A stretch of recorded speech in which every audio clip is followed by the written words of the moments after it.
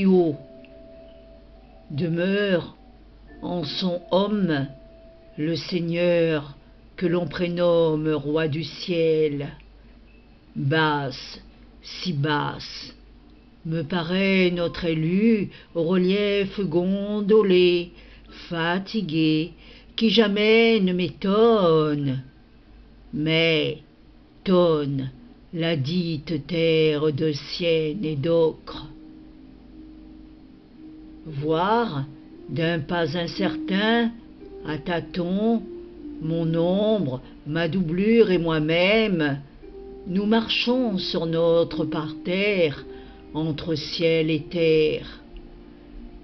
Fou, flou, se révèle et sans nous en avertir, l'homme sorcier déchu de son pur logiciel. Le copier-coller de la harpe, sous l'air mélancolique, semble nous jouer une comédie, voire une tragédie. Mains soupirs en saccades, en cascade, se mettent à expirer.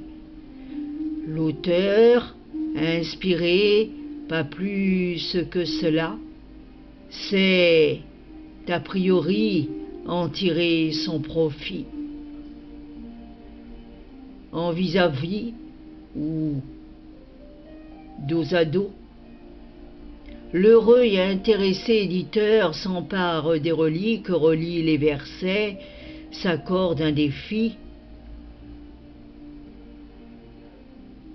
Comment penser en silence, puisque quelque part ailleurs, comme la montée de sève sous cette poussée, tu as grandi, mon enfant?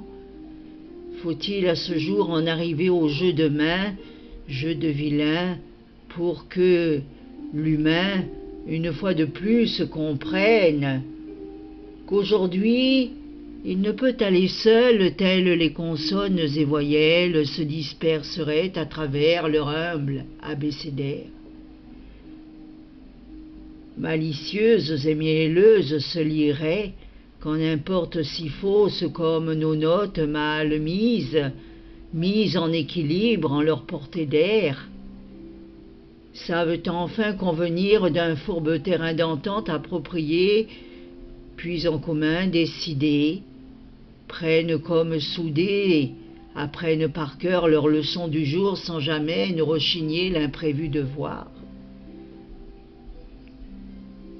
Quel mal y a-t-il d'avoir et de revoir votre mémoire qui parfois en manque d'énergie flanche, défaillit? Pour une fois, mes chers et saints amis, acceptez s'il vous plaît ce que je désire, ce qui en moi m'encombre, explose, jaillit à travers la colère du monde, celle qui gronde sans retenue, tel un Paris brûle-t-il, implose, relié éperdument à son auxiliaire avoir. Ne voilà pas que la bonne réplique de to be or not to be, sous le regard effarouché de l'auxiliaire être, reste sot à ne plus tenir tête à qui que ce soit, ne fût-ce que pour les perdus et fut-il moment, quelle merveille d'assister à ce remue-ménage fusionnel qui enfin se bouge simultanément, le désir de chercher l'acquéreur qui lui soutiendrait sa fade langue morte, le latin. Exaspérant la matière, comment en dehors, hors de vous, pouvez-vous reconnaître le mot soi à travers le coton pur? Là-bas, le centenaire épuisé fête son énième anniversaire, malgré tout, suit son petit bonhomme de chemin spirituel. Il ne s'intrigue plus aucunement des sales coups fourrés qui pourraient basculer ses dits quotidiens rituels.